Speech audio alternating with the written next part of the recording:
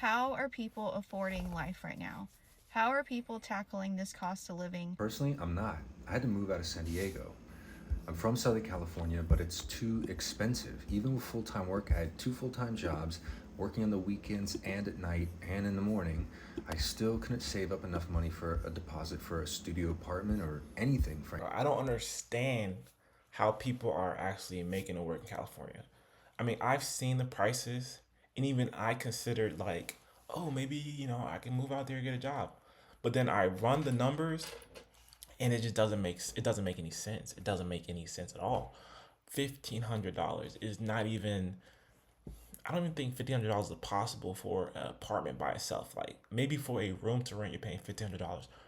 $1,500 for a room to rent. We're gonna look at price. We should look at prices later after this video. We're probably gonna look at prices after these guys get done talking. But I wanted to look at rent in San Diego.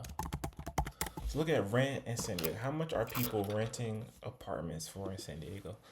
Comment down below how much you're renting an apartment for in San Diego. Okay. I mean, this is crazy, bro. So we have San Diego right here. We have 22. Let's say we want one bedroom apartment. 2238 2695 389 3869. That's like one of those brand new apartments downtown. $3,000, $2,700, $2,850, $3,000, $3,000 basically. Man, this is ridiculous. $3,500, $3,000, $2,900. Oh, max price $1,500. There's some apartments there for $1,500, but I bet you this is freaking a bedroom, bro. A bed. Look at this. Just show beds.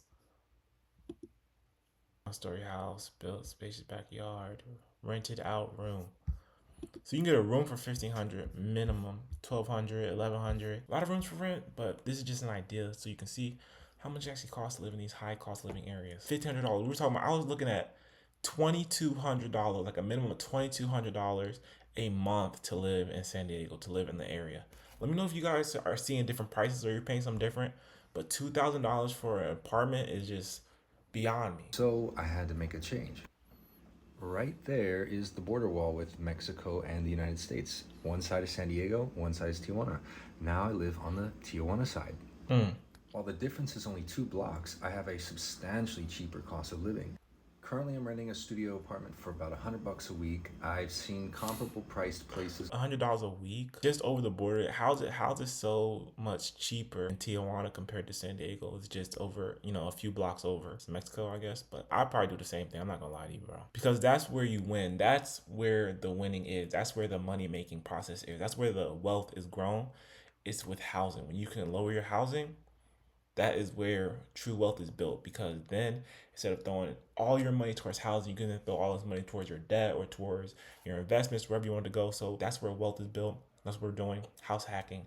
It's one of the best things we could ever do for ourselves, and it's helping us build so much wealth. It's helping us have so much time and building our investments and just going on vacations. We're gonna slow down next year on vacations, but having that lower housing, having housing subsidized, is just, it's the great benefit. So Going as far as a 2 bedroom with the same price point, $400 or $500 a month, the same kind of place in San Diego, 2 blocks away, would cost you upwards of $1,500 to $2,000 or $3,000. To go to work, I cross the border in the morning. A few times a week, I do Amazon Flex shifts, and in about 2 full-time days, I pay my rent for the month. The thing is, I don't go every day because it's kind of a headache. So while I technically earn less, I have a greater purchasing power effectively. So 5 months ago, basically, I moved to Tijuana and went from being full-time employed with 2 jobs, living in my van for years because I couldn't save the deposit, to having an apartment and having transportation and a pretty decent paying job relative to my cost of living. But isn't it dangerous? Isn't it unsafe?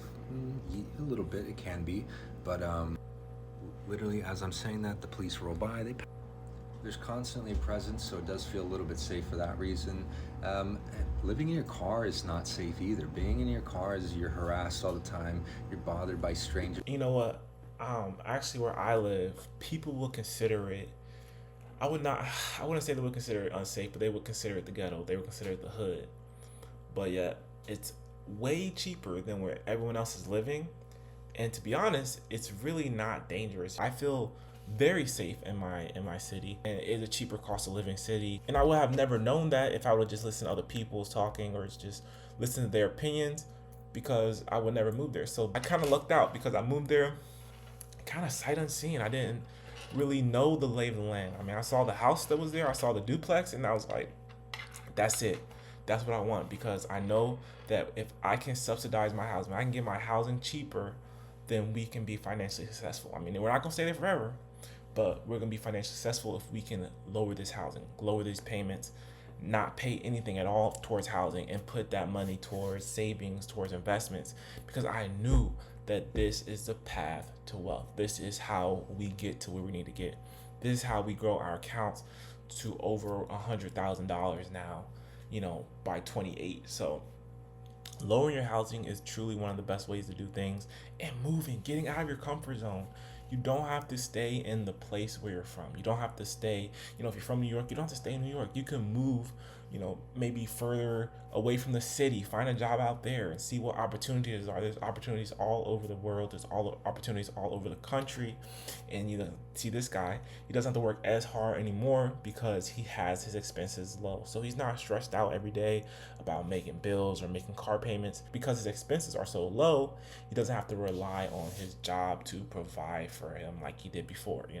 For example, we just got this car payment. Love the car. I'm not crazy about having a car payment, but because we got this car payment, now I kind of extended my working life. I'm kind of more reliant on the job because I need the job to pay the bill. But if I didn't have this car payment, or if I didn't have student loans or whatever it is, I would not have to rely on the job as much to pay these bills, because the bills would be so low that it wouldn't matter. I mean, I definitely still want the job, but the bills are so low that it wouldn't be as hurtful to my financial situation as it is.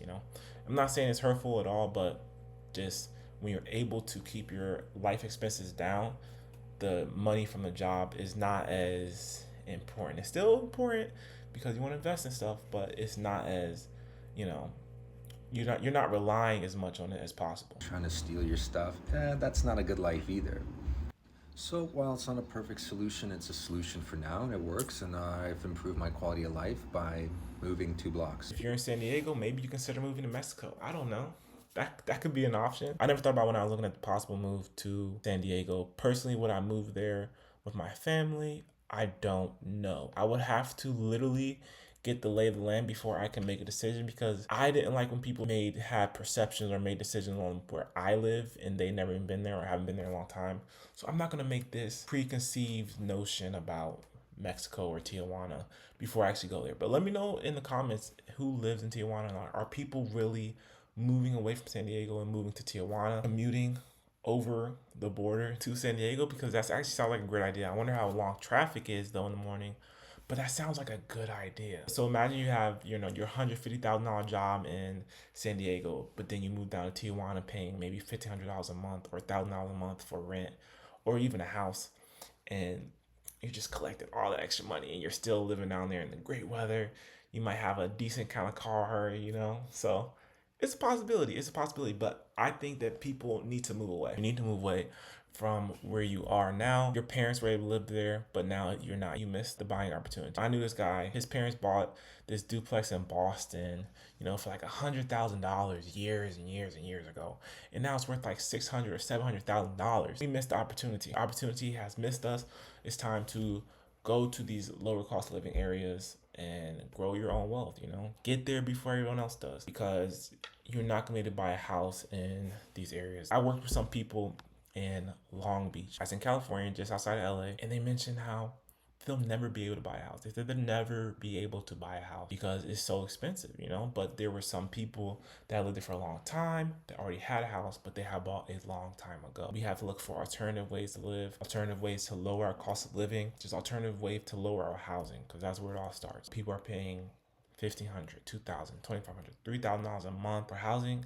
and that is just unsustainable. Depends how much you make, of course, but for me personally, I cannot pay $2,500, $3,000 a month for housing. I just can't do it. I value investing more than I value paying that much for housing. So maybe in the future I'm able to, but right now, not in this time in life where I'm in the wealth accumulation phase, where I'm just have to accumulate my wealth and put as much money in my investment accounts as possible so I can retire at 49 or 50. Big house payment is just not in the works for me. So let me know what you guys think about this video. Interesting video. He's doing something different that I guess a lot of people are not doing, so maybe something to consider. So let me know what you guys think about the video, and if you did like this video, leave a like, subscribe to my channel, and I'll see you guys in the next video.